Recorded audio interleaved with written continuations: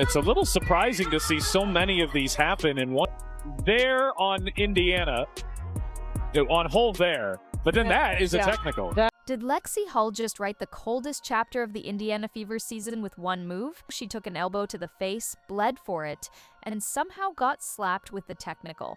Tonight, in a rematch everyone circled in red ink, she gave the perfect answer. Swift, silent, and devastating. One game because... Oh, and I don't like the way Lexie Hull... That is a technical. Dead ball, contact technical. One step, one hesitation, ankles gone, and the crowd knew exactly what they were watching. Not a highlight, a message. Stay with me, because that single play tells you everything about how this team survived the worst luck in the league, flipped the narrative, and walked into the postseason acting like they belong there. One of the things that I've been impressed with these guys since even the offseason is how hard they work. How does a team even hold it together when half the rotation disappears? Indiana didn't just deal with bumps and bruises. They watched name after name slide onto the injury report until the bench looked like a roll call of what-ifs. Star power gone, glue players gone, even the steady veterans you count on to calm a game down, gone.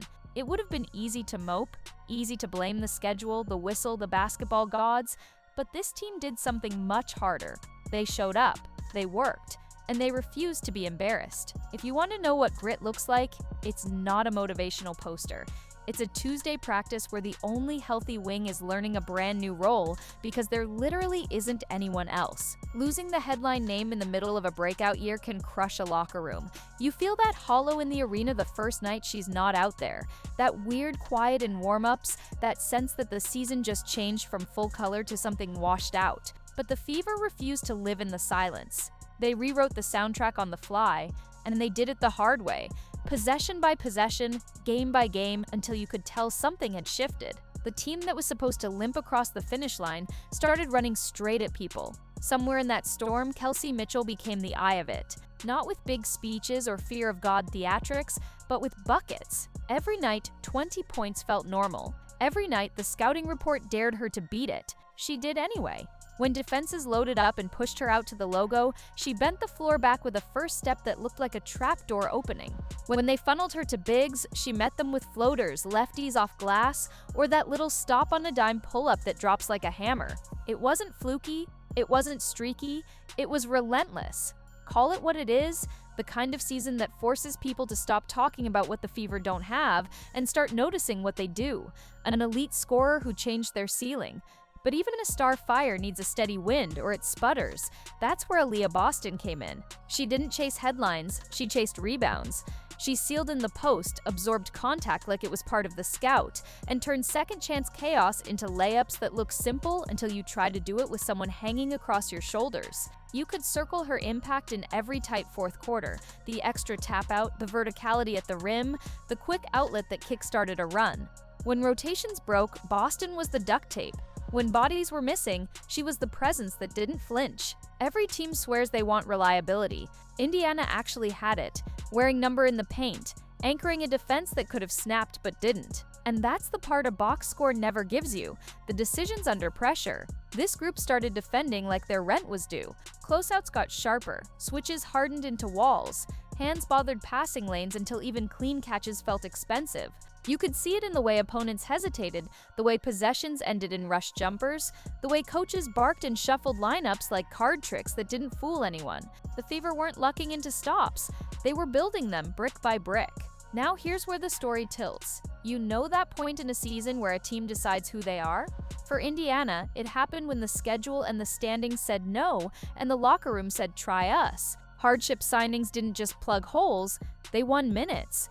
Bench players didn't just give breathers, they swung quarters. Odyssey Sims came in like she'd been waiting for this chapter, downhill drives, mid-range daggers, a voice that sounded like a metronome for pace. Aerial Powers walked onto the floor like a run starter in a bottle, the kind of wing who needs one clean look to turn a crowd into a drumline. Natasha Howard stitched everything together, the extra rebound, the rotate and stuff, the face-up step-through, right when the offense felt like it needed to catch its breath. Suddenly, the bench nobody trusted looked like a problem for everyone else. All of that set the table for the night that mattered most, the Fever against the team everyone kept calling the standard. You could feel the nerves humming in the building. Playoff implications, seeding math, all those whispers about whether Indiana's surge meant anything against a heavyweight. And then the ball went up, and the Fever threw a 10-zip on the board like they were telling the league, turn the volume up. You could see it in the first 2 minutes. Crisp passes, paint touches, feet on fire defensively. The kind of start that makes an opponent burn a timeout and stare at the floor. Indiana doubled them up in the first quarter, and the way they did it was loud without being reckless. Half-court offense looked like it had been practiced 10,000 times. Defensive rotations snapped shut like jaws. This wasn't survival, this was control. When Minnesota tried to make it ugly, Indiana made it uglier. The Lynx missed 3 after 3, and it wasn't just bad luck, it was pressure eating up their rhythm. When they did get inside, the help arrived like a shadow. When they moved the ball, a hand was always there to knock it offline. And in the few moments when momentum felt slippery, aerial powers rose up and drilled back-to-back threes that took the oxygen out of the run. You could feel the shift. 6 points on paper, an earthquake in the building. Odyssey Sims turned every defensive board into a foot race. Howard was everywhere, bodying in the post, flashing to the middle, dropping in a soft-touch finish with a defender draped on her shoulder. Indiana's depth, once mocked, looked bottomless.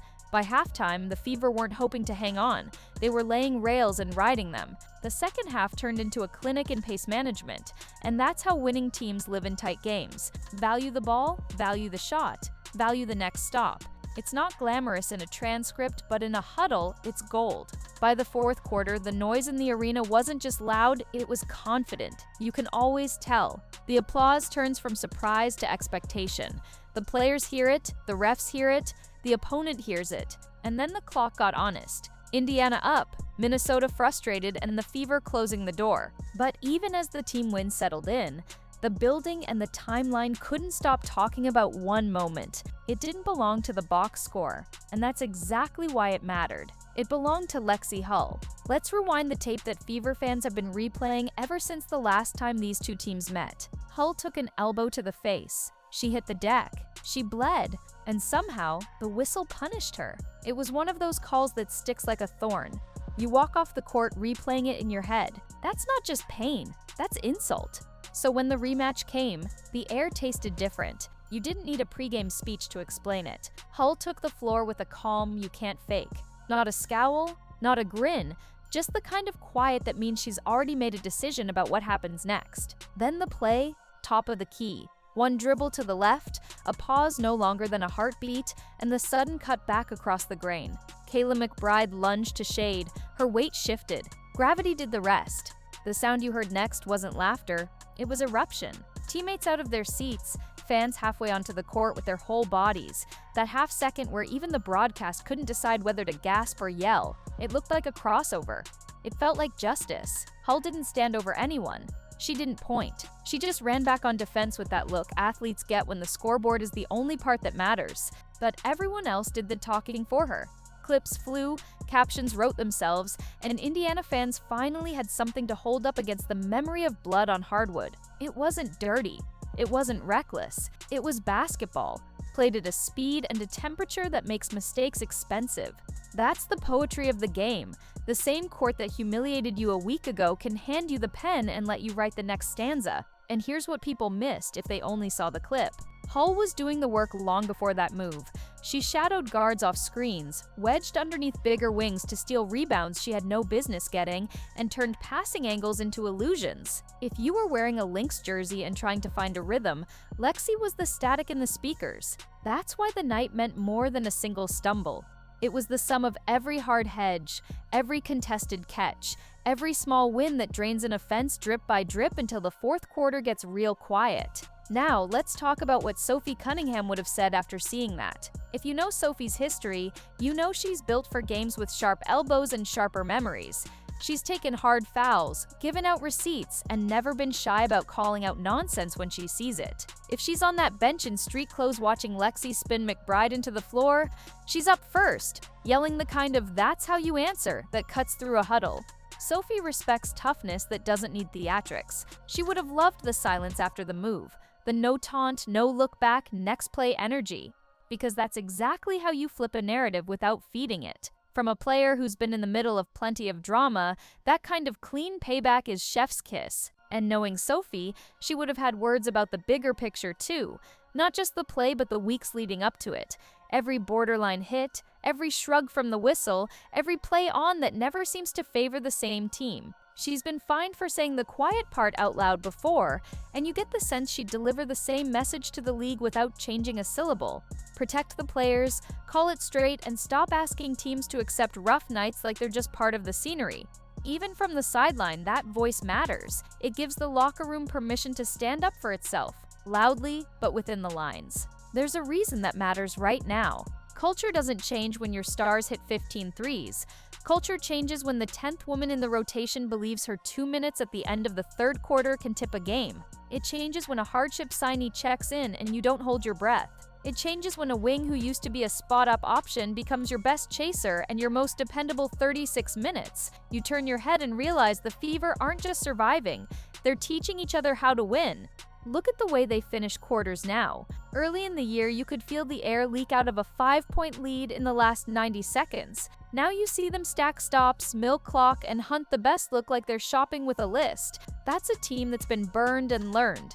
Look at the in-game adjustments. A switch from drop to show and recover that freezes a hot hand. A weak side cutter who suddenly becomes the first option for a stretch. A pace shift after a miss where the first 3 steps turn into a layup or a spray-out 3. All of that says the same thing.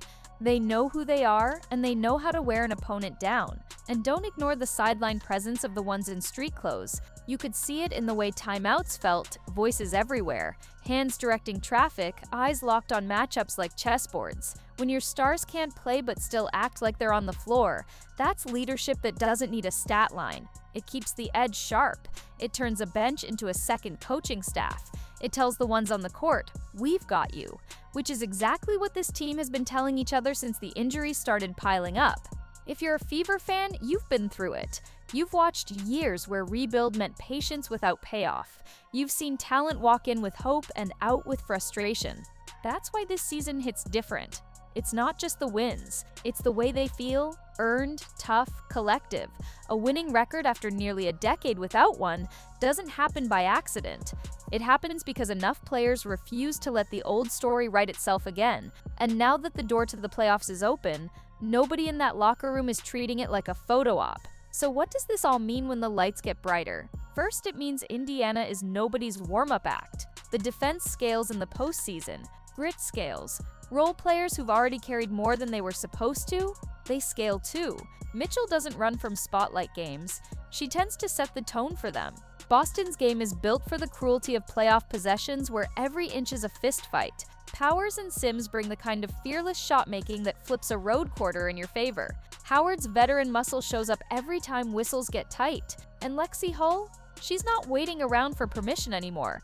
She's learned she can take it. Second, it means the Fever are building a blueprint that lasts. When the injured stars return, they're not walking into the same room they left. They're walking into a culture that expects stops, expects smart shots, and expects to win.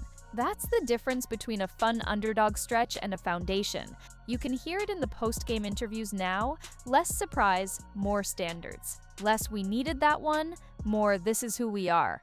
Third, and maybe most important for a fan base that's been loyal through thin and thinner, it means the nights finally feel big again. You buy a ticket and know you'll see a team that competes like their name is on the line.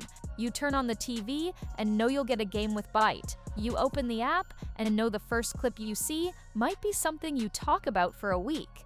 That's what the Lexie Hull moment really gave you. It was a receipt you could hold. In a season where the scales felt tilted more than once, you got one perfect swing back in your favor, clean and decisive. There's an old school lesson tucked in here that every successful team eventually learns. You don't have to be loved to be respected. You don't have to be flashy to be feared. You just have to be honest about who you are and ruthless about who you won't be anymore. Indiana won't be the team that melts in the last 5 minutes. They won't be the team that complains more than they compete, and they definitely won't be the team that shrugs at bad nights and calls it fate. That era's over. The postseason will test all of this. It always does. Scouting gets tighter, matchups get personal, whistles get weird, and the moments that decide series arrive without knocking. But tell me this doesn't sound like a group that's ready to answer the door. Tell me this isn't the kind of team that takes a punch and answers with 3 clean possessions and a stop. Tell me that if another ankle-wobbling crossover presents itself, they won't take it again without apology. If you've been here the whole way, drop respect in the comments so the algorithm knows what Indiana earned this year. Show some love for Lexie Hull for keeping her head, for taking a bad memory and turning it into a better one. Shout out Kelsey for the buckets that never seem to run dry, Boston for the backbone, Powers and Sims for the spark, Howard for the glue, and every name on the back half of the roster who refused to be a placeholder. This wasn't luck. This was the payoff for staying in the fight. Hit like if you felt that shift the moment the Fever ripped that 10-zip to start. Subscribe if you're riding with this team through the bracket, because this isn't just a fun stretch. It looks like the start of something sturdy. And if you think the league needs to take a harder look at how nights like that elbow happen in the first place, say it respectfully, loudly, and on repeat. Players deserve consistency. Fans deserve better than shrugs. The game deserves the standard it claims to be.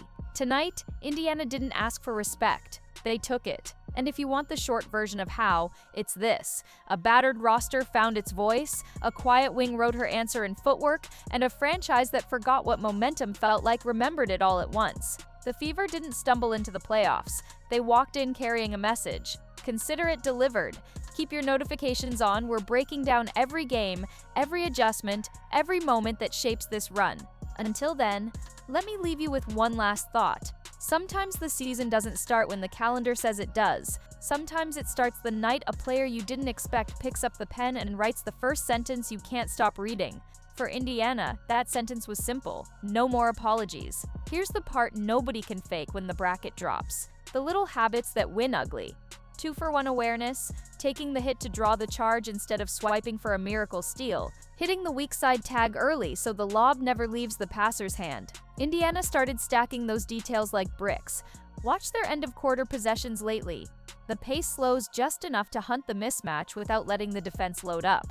You'll see a ghost screen for Mitchell to force a switch, then a quick rescreen to get her downhill. If the help comes from the nail, it's a kick to Powers. If it comes from the low man, Boston is already carving out the front of the rim like a surgeon.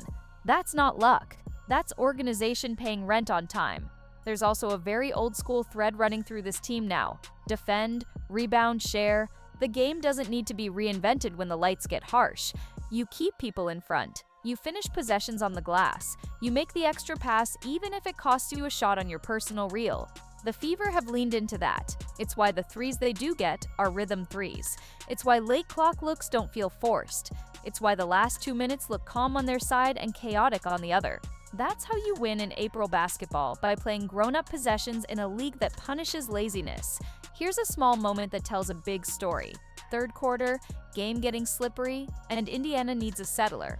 Howard flashes to the elbow, catches, holds for a beat, and you can see her teammates breathe. That's the "we're fine" catch. From there, you can build a possession, cut, screen, counter.